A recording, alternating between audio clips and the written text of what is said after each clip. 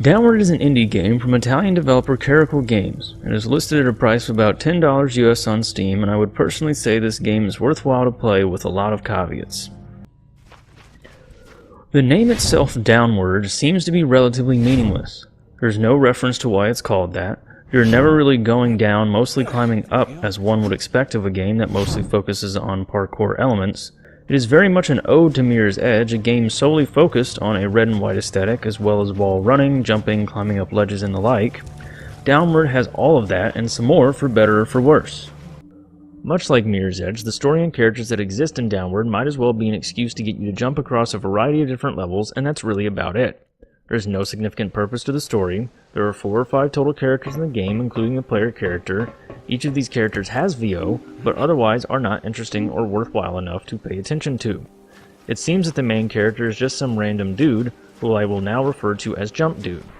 Jump Dude is dropped into this reality where Earth is surrounded by 3 other planets simply named Gamma, Beta, and Alpha. Through story progression, Jump Dude can alter these planets' positions in relation to the Earth, which therefore affects the play space. This is a minor mechanic that doesn't change much at the end of the day, other than creating platforms or pathways that weren't previously there. Hey, are you Jump here? Dude discovers the voice of a the woman in second his one. head, who is essentially your main objective marker telling you where to go throughout the game. Later on, I met a crazy old man, a disembodied skull who was the creator of one of the player character's powers known as the Mark, which I'll explain later, and finally a turtle who sounds like a guy trying to do a recreation of a loving older black woman. Oh, look who's back. And you did it.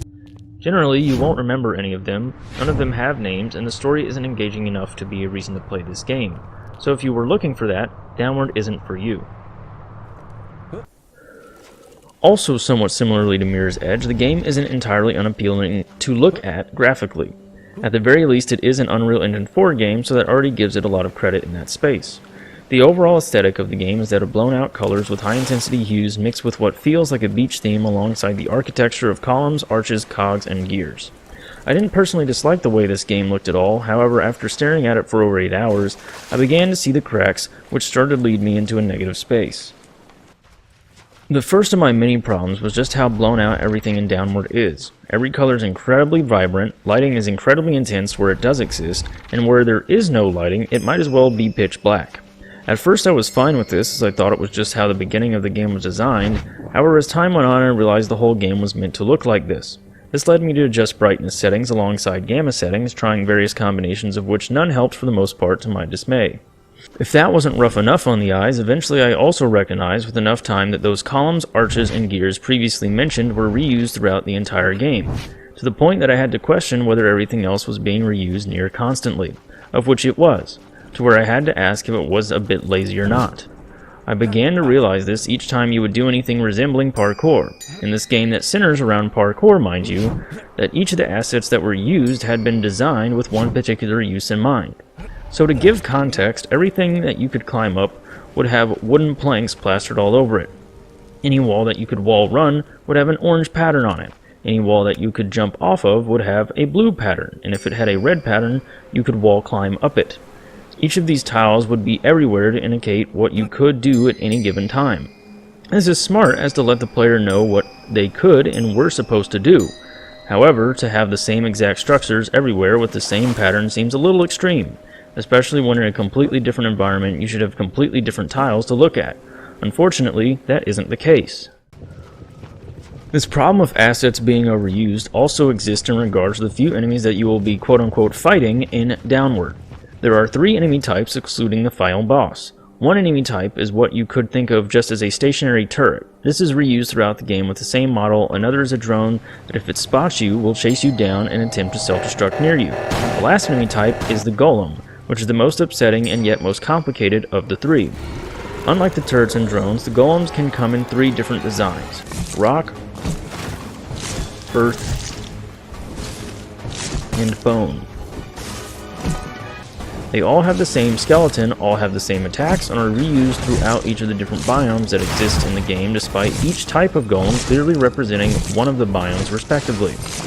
This is particularly upsetting because of the earth golem, which looks like it's made out of the limbs of a tree and uses ice attacks, but can be found in biomes with no ice. Similarly to the bone and rock golem, where you would find them out of their respective elements as well. This of course isn't a huge deal, just seemed unnecessary. Gameplay in Downward is certainly meant to replicate what one would expect of a first-person parkour game. However, Caracal Games adds their own twist with some magical abilities. During my time in Downward, I was constantly either running, jumping, or climbing. Jumping, climbing, wall running, and wall jumping are all bound to the same button. This means that in most cases you'll be spamming this button to do just about anything, with few cases where you're not. I also gained access to several other abilities throughout the story's natural progression. These other abilities include things such as the ability to double jump in the air, a slingshot ability that functions as a grappling hook, focus, which is the ability to slow down time, and lastly the ability to make platforms appear in predetermined spots. Each of these is relatively basic other than the last ability mentioned, considering you may only have one platform active at a time. This means you must jump from one platform whilst in midair, use focus to activate the next platform, and so on and so forth, making it this chain of jump, focus, activate, jump, focus, activate.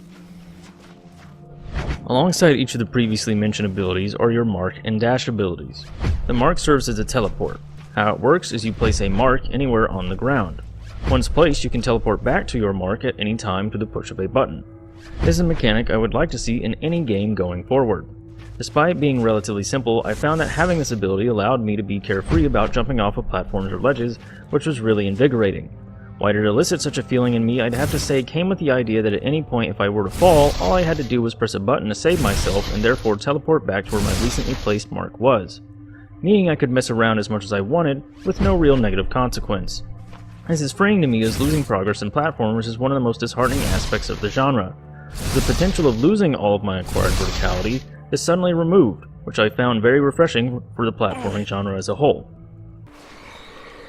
The other ability I took a liking to alongside the mark is the dash.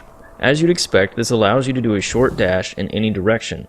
This ability confused me at first as it was taught to me as a means to dodge your enemy's attacks. However, upon entering Downward's challenge mode known as meditation, where you may compete for spots on a leaderboard, it turns out one of the intended uses of the dash was a way to gain speed. This allowed me to get to places I know I wasn't intended a lot faster than I should have been able to, as well as sequence breaking the game a bit. Giving the player abilities that would allow them to get to places where they should be able to is oddly enjoyable. It reminded me of my younger self, where I would spend time trying to get out of maps, find skulls, and attempt to fling myself through a variety of unintended circumstances using grenade jumping in Halo. I do need to mention, however, that each of these abilities, excluding the mark, are all inherently buggy. This means you may tap the same button over and over and still for some reason not wall run, not wall jump, or not dash as you would have expected, which is pretty frustrating if you were trying to get a decent time in the meditation mode and you fall due to no fault of your own. Further bugs include things like, when using the slingshot ability, I could be flung incredibly quickly into the nearest wall. Several other bugs that would involve falling and hitting the ground, where oftentimes this would result in a variety of different issues. So if I was to fall and suffer damage, this would oftentimes cause something unintended, like losing the control of several buttons, or, say if I were to die from that fall, upon respawning my health would continuously drain until the point that I died again and again over and over. The only way I could solve these problems was for me to simply back out to the main menu. Beyond parkour, what I did the most was finding a variety of different items a la Banjo-Kazooie or Super Mario. These collectible items can vary from simple everyday tools, purple and blue crystals referred to as dry artifacts, bones for the disembodied skull that was previously mentioned, as well as the currency of the game known as sky pieces. Sky pieces are used to unlock many different upgrades. Some of these upgrades are useful, but most aren't, as the game wasn't designed for them to be. For example, upgrading my focus meter and focus regeneration was pointless, as I never ran into a scenario where I was going to run out of focus. Not to mention, sky pieces spawn infinitely, so I got most of the upgrades relatively quickly without many issues.